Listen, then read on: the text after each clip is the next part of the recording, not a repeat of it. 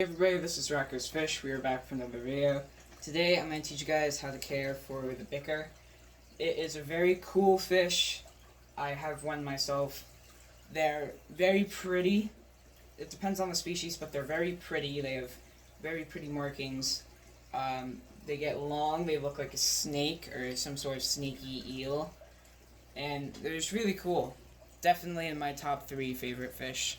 And remember, if you guys enjoy the video, give it a like, subscribe, and hit the bell, and I hope you enjoy the video. A nice comfortable tank size for these guys is a 75-gallon tank.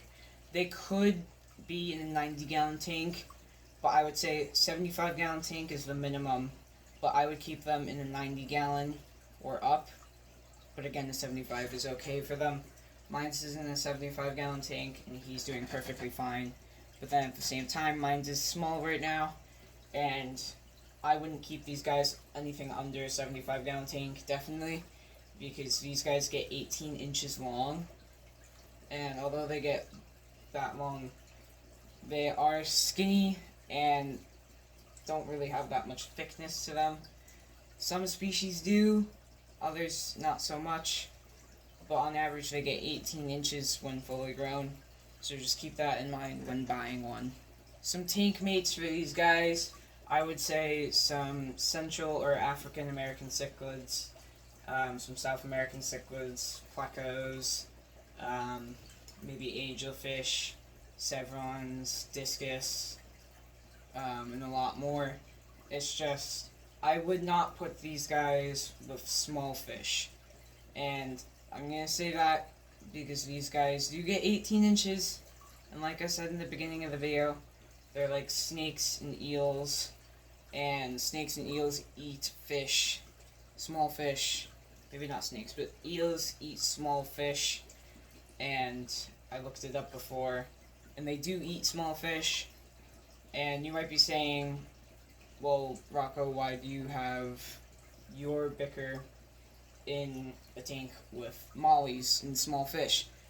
I'm keeping them in a tank like this with these fish because I want to try to keep all of the mollies in this tank instead of in the 55-gallon tank that I have. If you've never seen it, go check out my other video. There will be a link in the description. But I'm just keeping mine with small fish because he's tiny, my bichir. He's about 2 inches, maybe not even. It's probably like 1.8 inches. He's tiny. So I'm able to keep him with small fish.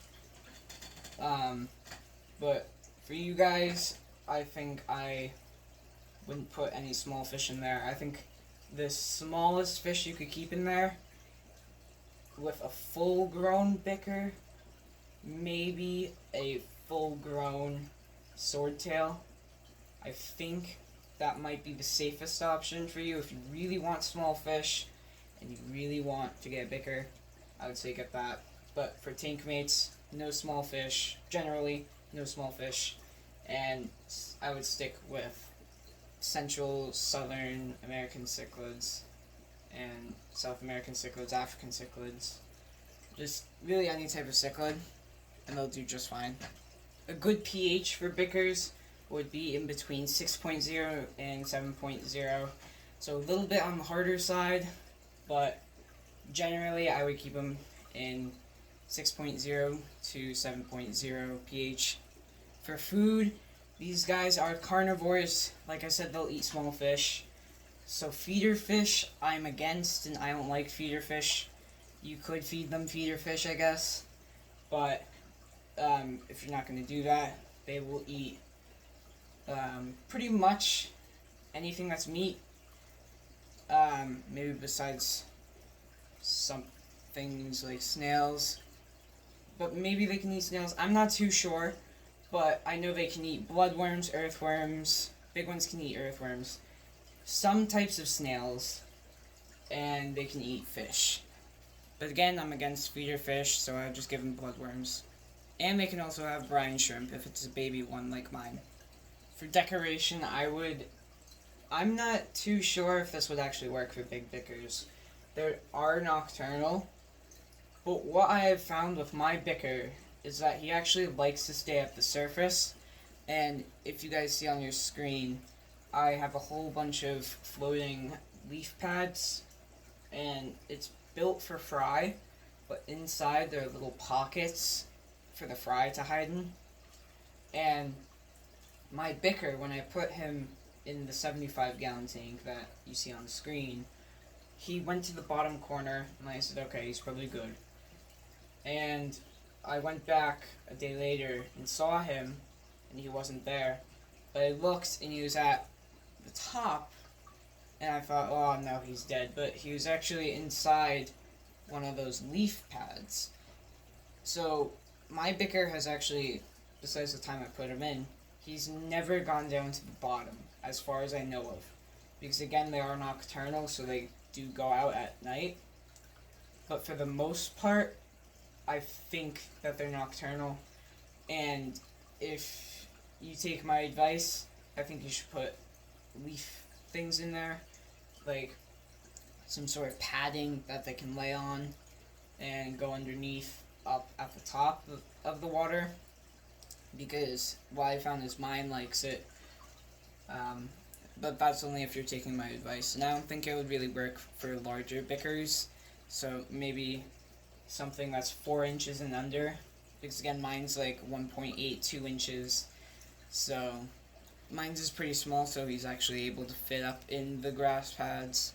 But other than that, for decoration, I recommend a lot of dark caves, a lot of hiding spots, and again, these fish get long, so they need to be long, big caves, and not little stubs. But yeah, that's kind of it for decoration. Alright guys, that is it for this video. I hope you enjoyed. If you did, make sure to like, subscribe, and hit the bell to turn notifications on to stay notified on all my latest videos I post. And I'll see you all in the next one.